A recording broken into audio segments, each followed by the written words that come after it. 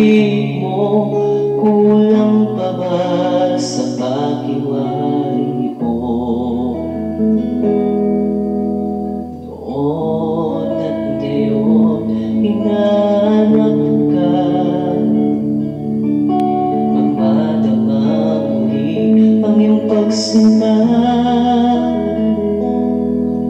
Wagas mong pag-ibig, hindi nag-iiba. Pagsuyo mo sana ay madama ko na.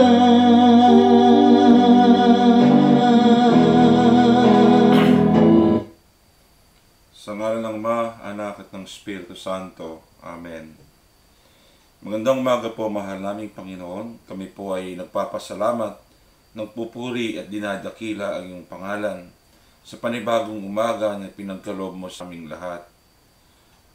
Aming Panginoong Hesus, samahan mo kaming muli sa aming pakikinig sa iyong salita, pagninilay at pananalangin, at lalong-lalo na sa pamamagitan ng iyong banal na Espiritu Santo, nawa ay maisabuhay namin lagi ang lahat ng turo at aral na ibinibigay mo sa amin. Sa ngalan ng Ama, Anak at ng Espiritu Santo. Amen. Magandang umaga po sa inyong lahat. Ngayon ay December 15, 2021.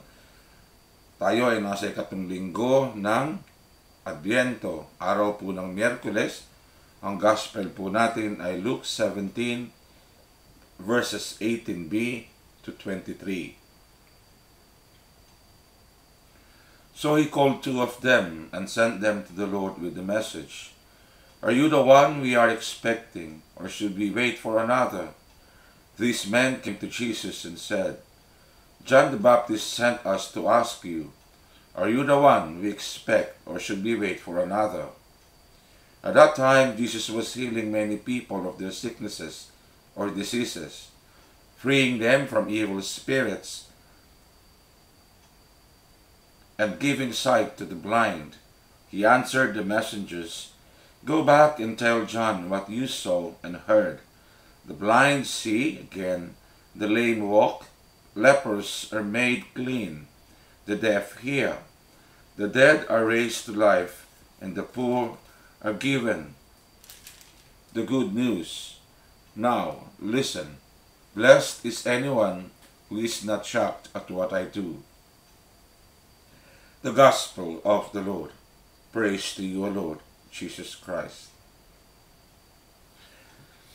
Nang ipinadala ni Juan Bautista ang dalawa sa kanyang mga tagasunod upang siyasatin at alamin kung sino nga ba ang taong ito na nababalita sa buong lugar o sa maraming lugar, kung sino nga ba ang taong ito na nababalita na nagpapagaling at nangangaral at sinusundan ng napakaraming tao. Ipinadala niya o isinugo niya yung kanyang dalawang tagasunod o alagad upang kumpirmahin kung siya nga ba si Jesus o siya nga ba yung tinatawag na ipinahayag ni Juan Bautista para maging tatawaging anak ng kataas-taasan, kung siya nga ba talaga ang ipinahayag ni Juan Bautista na nung magsimula siyang mangaral na ihanda ang mga daraanan.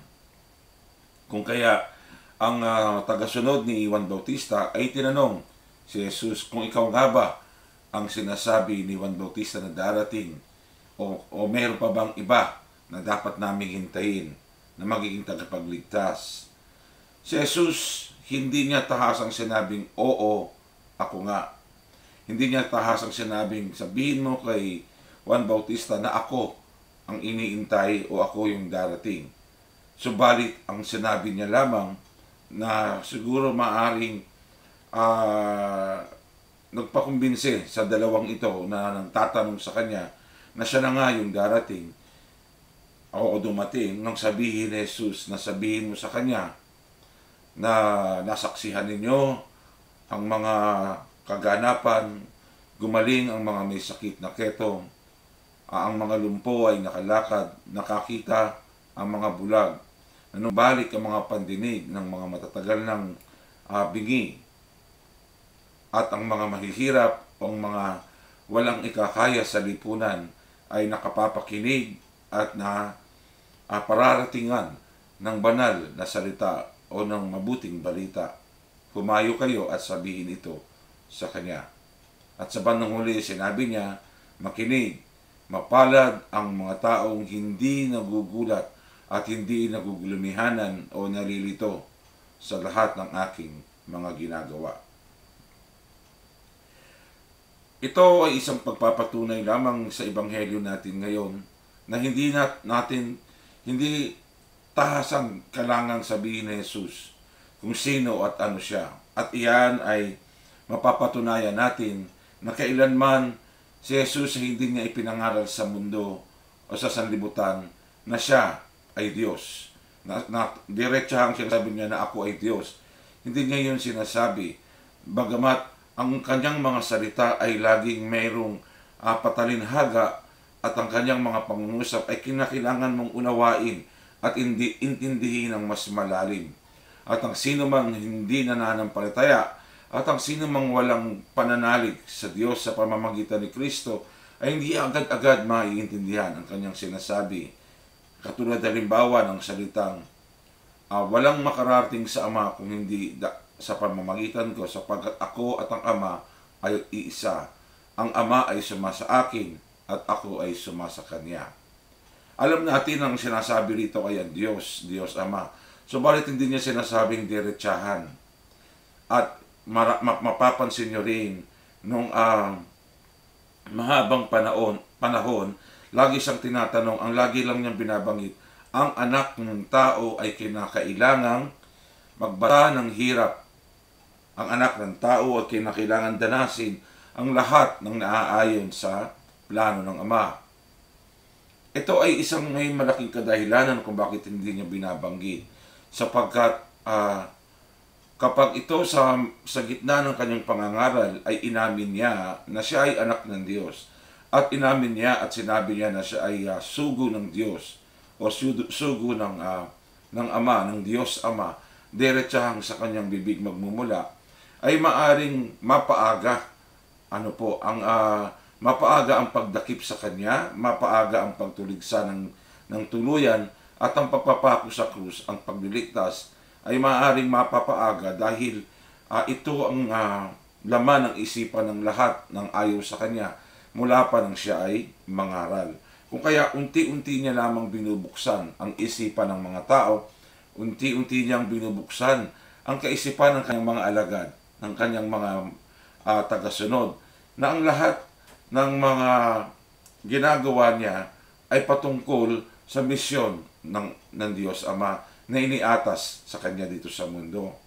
At ito ang ang pagtatalaga at pagsasabi ng sinasabi natin na paglalarawan na siya nga ay anak ng Diyos ay hindi sa kanyang salita manggagaling.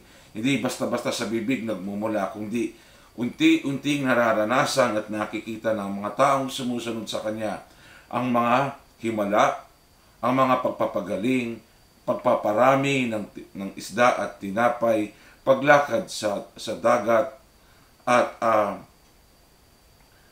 buhayin ang isang bata o isang tao na may ilang oras ng sinasabi ng mga tao na wala ng buhay, buhayin si Lazaro muli, ibalik ang kanyang buhay. Ito ay ilan lamang sa mga pagsasalarawan kung sino at ano nga ba si Jesus. Kaya kung ang tao ay sumusunod sa kanya at may pananalig, unti-unting binubuksan ng banal na Espiritu Santo na ang lahat na kanyang nakikita, naririnig mula sa mga kamay, sa bibig ng ating Panginoon, ay pagpapatunay nga na siya ay anak ng Diyos.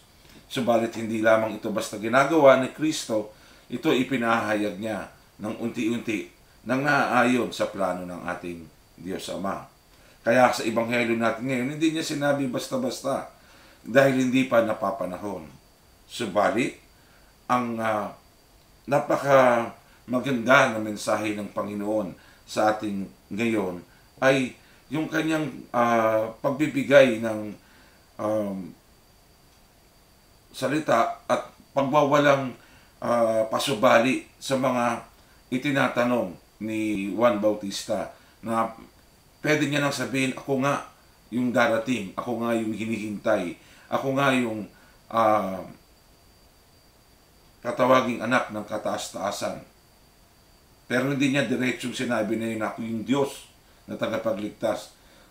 Sinagot niya sa pamamagitan ng mga halimbawa ng mga nakikita ng mga tao at nararanasan na sadyang nagpapatibay at nagpatunay para kay Juan Bautista na dumating na nga at siya na nga ang hinihintay na kanyang pinapasinayaan.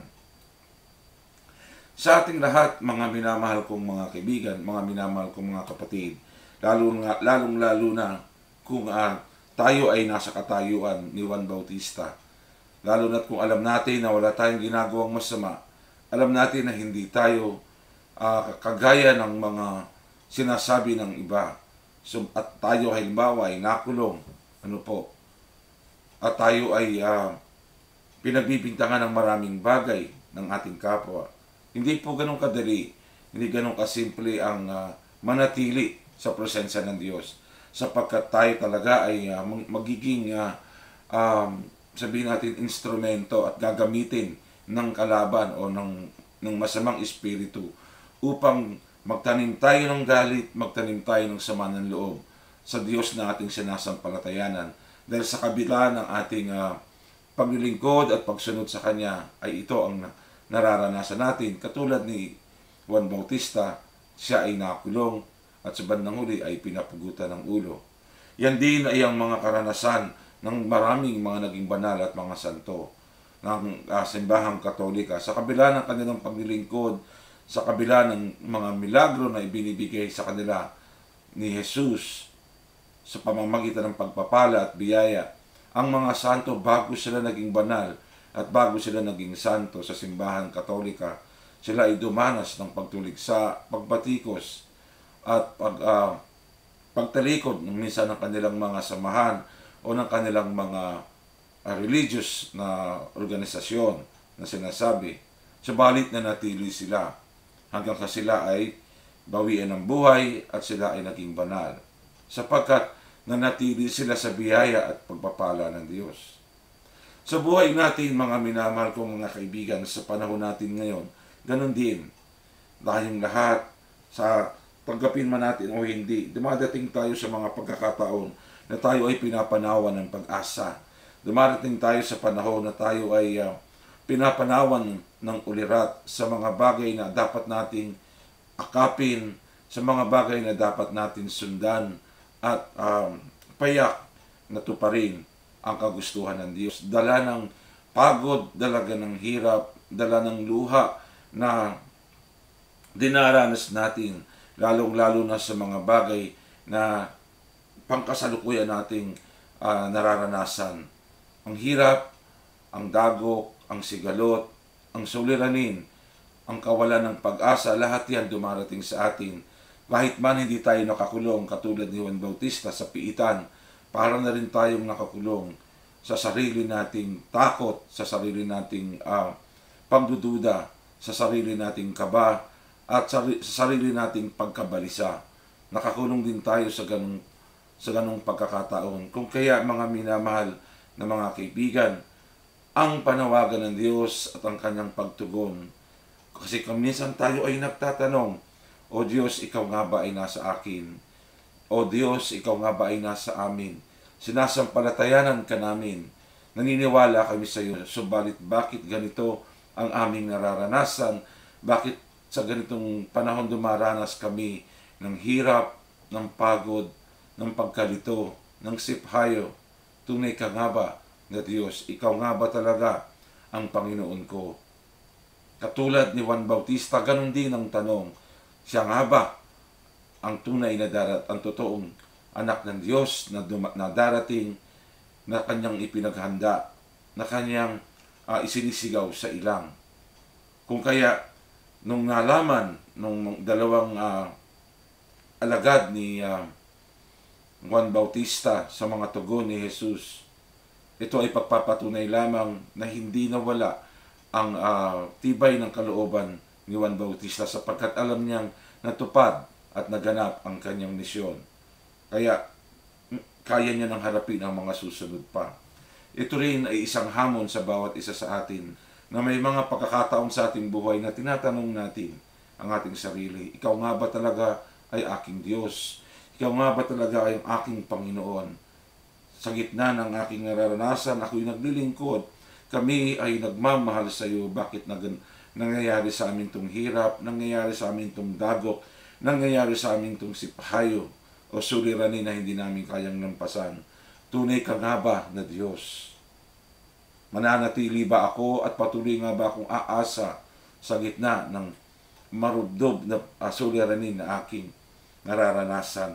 At iyan sasagot si Jesus. Sasagot ang Panginoon sa iyo. At sasabihin niya, sa pamamagitan ko, napakarami na ang gumaling. Ang mga pilay o lumpo ay nakalakad. Ang mga bulag ay nanumbalik ang paningin. Ang mga may sakit na ketong ay bumalik sa dating katinuan kanilang mga katawan. At sa pamamagitan ko ay napakarami ng himala ang naganap. At marami ng mga tao na nagbabalik sa pamamagitan ng mga pangangaral ko. Siguro kung sasabihin nga lamang ng Diyos sa atin, hindi pa ba sapat ang latang ito para maniwala ka na ako ay iyong Diyos, na ako ay iyong Panginoon, na ako ang isinugo ng Ama dito sa sanlibutan upang iparamdam sa iyo at ipadama sa iyo na sa lahat ng nararamdaman mo at nararanasan mo ay may pag-asa sapagkat narito ako. Aakayin ka, narito ako, kapiling mo at sasamahan ka. So mga binamahal kong mga kaibigan, sa 3 linggo ng Adbyento, huwag mawawalan ng pag-asa sa lahat ng ating nararanasan sa gitna ng pandemya, sa mga suliranin na ating kinakaharap sa ngayon, sa mga dagok na dumarating sa ating buhay, sa ating mga kapatid, sa ating mga mahal sa buhay. Dumating man ang lahat ng bagay na ito, pilit tayong inaanyayahan ng Panginoon na manatili, huwag mawawalan ng pag-asa at ialay sa kanyang lahat ang ating mga suliranin, ang ating mga sakripisyo, ang ating mga paghihirap, ang ating mga pagdududa ay ibigay natin sa kanyang lahat sapagkat siya lamang ang Diyos at tao, anak ng Diyos at anak ng tao na may payak at ganap na pag-asa na ating makakamtan. Manampalataya lamang tayo. Amen. Sa ngalan ng Ama, Anak at ng Espiritu Santo. Amen.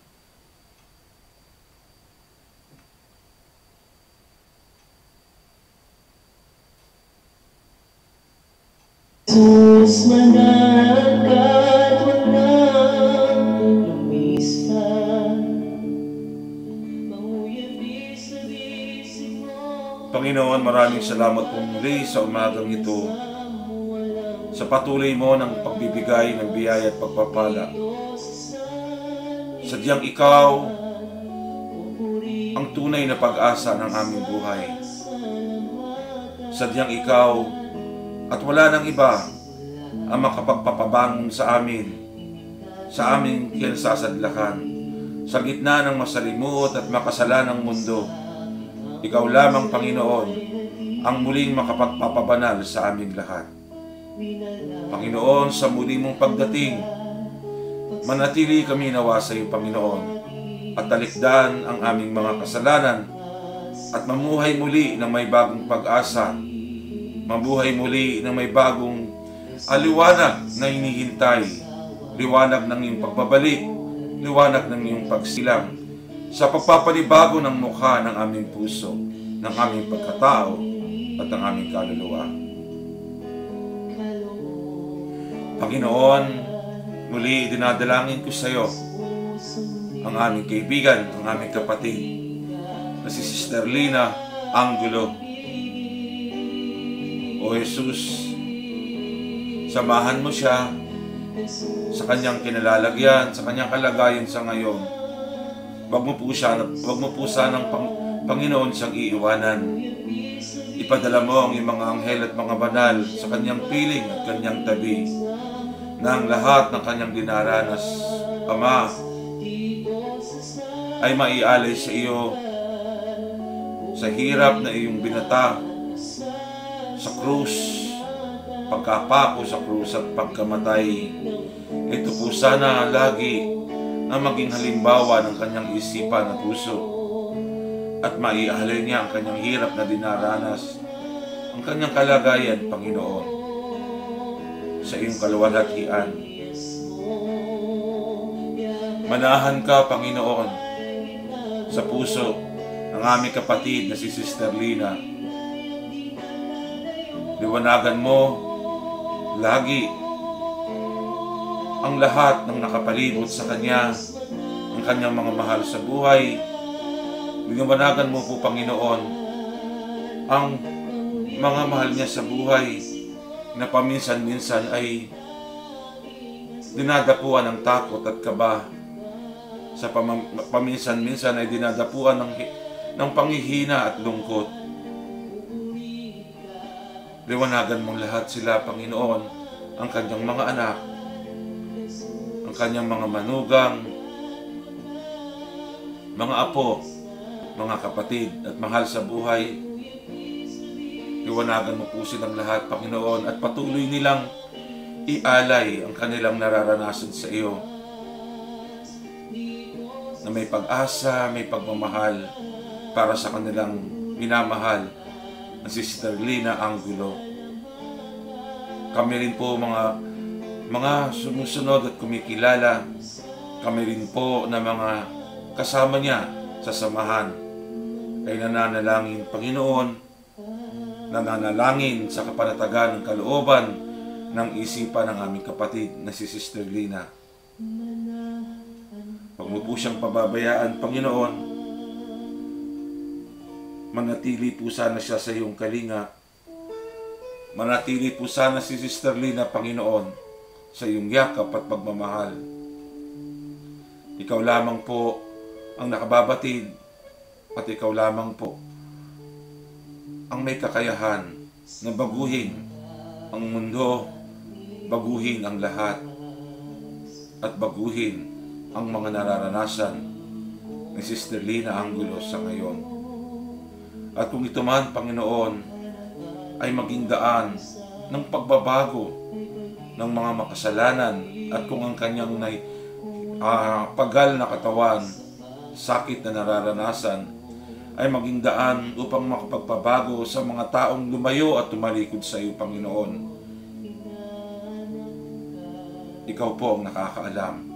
Naway mas makayanan pa niya sapagkat ang kanyang hirap na dinaranas ay nagiging instrumento sa pagbabalik loob ng mga taong tumalikod sa iyo at matagal nang humiwalay sa iyong piling. Basbasan mo po si Sister Lina, aming Diyos. Banal na Espiritu Santo, samahan mo siya na maging malinaw ang isipan, ang puso, ang kaluluwa upang laging akapin ang Panginoong Diyos, akapin ka, O Jesus, sa gitna ng kanyang nararamdaman. At huwag siyang hihiwalay at bibitaw dahil hawak mo ang kanyang mga kamay, hawak mo ang kanyang isip at ang kanyang puso. Salamat, O Diyos, na sa pamamagitan ni Sister Lina sa kanyang nararanasan ay pinagbubuklod mo ang lahat ng kanyang mga kasama, mahal sa buhay, mga kaibigan, mga kakilala. Pinagbubuklod at pinag-iisa mo sa pamamagitan ng aming kapatid na si Sister Lina. Purihin ka, O Diyos.